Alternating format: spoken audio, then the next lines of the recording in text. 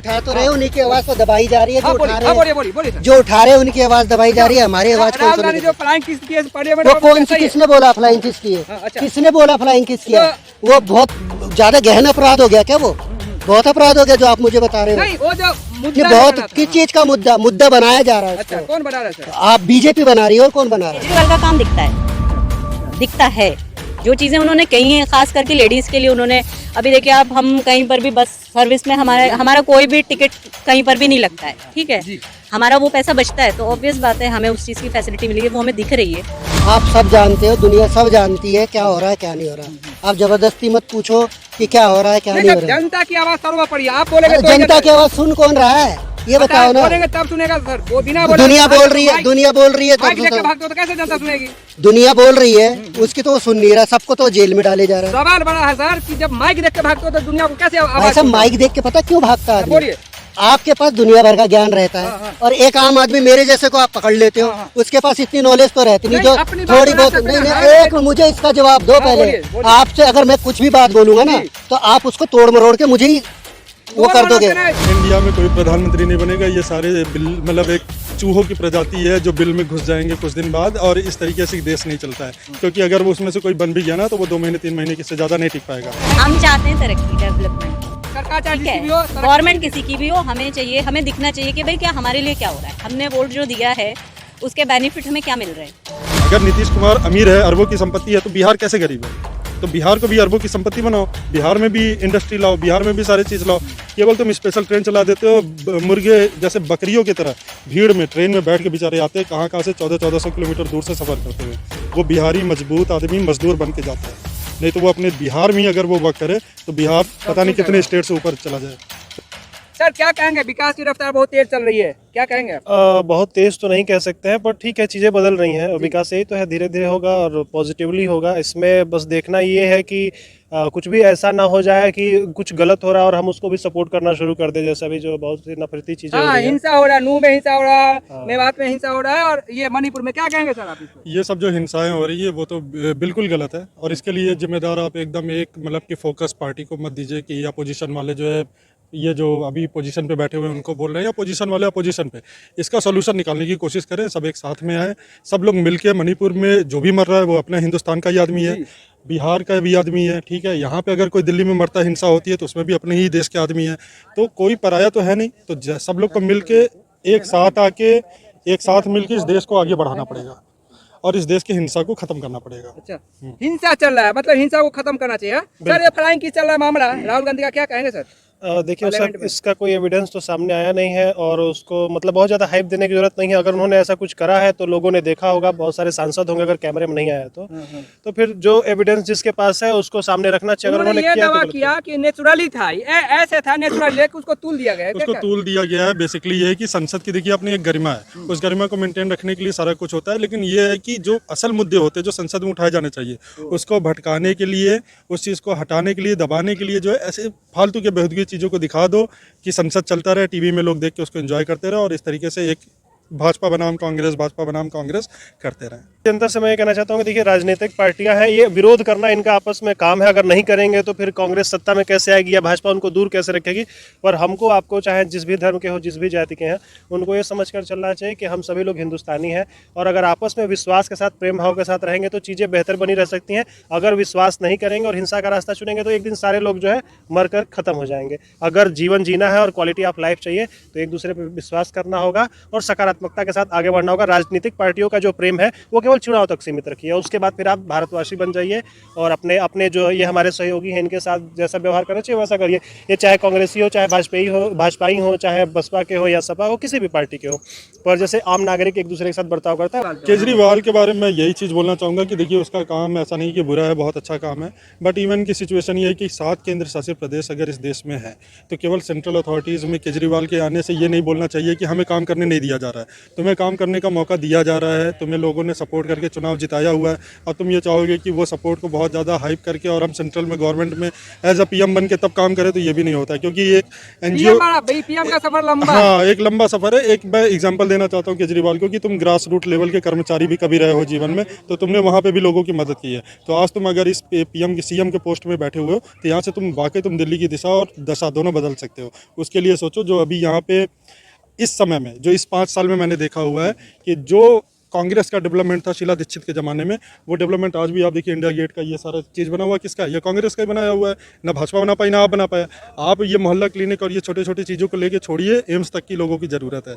लोग को कैंसर हो रहा है, उसके आपके पास दवा नहीं बना पा रहे हो। आप बड़े चीज़ों में कोई इन्वेस्टमेंट आप करा नहीं पा रहे हो, और आप ये चीज़ें रोते हो कि बीजेपी हमको काम नहीं करने देती। तो ये सारी चीज़ों से आप अभी हटो और आप बड़े मुद्दे को, जो लोगों के डिमांड है, उस चीज़ को पूरा करने की ये तो कोशिश करो। इंडिया जो पार्टी बनी है, इसमें कौन प्रधानमंत्री बनेगा सर? इंडिया में कोई प्रधानमंत्री नहीं बनेगा। ये सारे बिल, मतलब एक चूहों की प्रजाति है जो बिल में घुस जाएंगे कुछ दिन बाद, और इस तरीके से देश नहीं चलता है। क्योंकि अगर वो उसमें से कोई बन भी गया ना, तो वो 2 महीने 3 महीने की से ज़्यादा नहीं टिक पाएगा। तो एक प्रमुख जो सेंट्रलाइज मामला होता है ना, कि पावर ऑफ डिसेंट्रलाइजेशन जिसको बोलते हैं, वो डिसेंट्रलाइजेशन पावर में एक ही व्यक्ति को जो है ना मेन प्रधान वर्ग में दिया जाता है। फिर वहाँ से सेंट्रलाइज वर्क शुरू होता है कि वो अपने कैसे डिस्ट्रीब्यूट होगा काम, वो अपने पावर को जो है डिस्ट्रीब्यूट करता है। तो सेंट्रल को जो है ना सिंपल एक ही मतलब कि मत से जिताने का काम करना बहुत जरूरी है। नहीं करोगे तो इशूज कन्वर्ट होते हैं कि अरे हमें यहाँ काम नहीं करने दिया जा रहा। तमाम जितने हैं, नीतीश कुमार, ममता बनर्जी, अखिलेश साहब, सब दावे करते हैं कि हम देखिए, ये प्रधानमंत्री अगर बनेंगे। दावे करते हैं तो ये अपने पहले राज्य में दावे करें कि इनके राज्य में क्या ह्यूमन इंडेक्स है, क्या ह्यूमन क्वालिटी ऑफ लाइफ है। पहले ये वहाँ का देखिए, बिहार का जनता आज भी क्यों माइग्रेट कर रहा है? 70 साल हो गया, नीतीश की आमदनी कहाँ पहुँच गई? अगर नीतीश की आमदनी आज वो सबसे अमीर आदमी है, तो क्यों कहता है कि हमारा देश गरीब, बिहार बहुत गरीब राज्य है? बिहार गरीब हो ही नहीं सकता अगर हमारा नेता अमीर है। अगर नीतीश कुमार अमीर है, अरबों की संपत्ति है, तो बिहार कैसे गरीब है? तो बिहार को भी अरबों की संपत्ति बनाओ, बिहार में भी इंडस्ट्री लाओ, बिहार में भी सारी चीज़ लाओ। केवल तुम स्पेशल ट्रेन चला देते हो, मुर्गे जैसे बकरियों की तरह भीड़ में ट्रेन में बैठ के बेचारे आते हैं, कहाँ से 1400 किलोमीटर दूर से सफ़र करते हुए। वो बिहारी मजबूत आदमी मजदूर बन के जाता है। नहीं तो वो अपने बिहार में ही अगर वो वर्क करे तो बिहार पता नहीं कितने स्टेट से ऊपर चला जाए।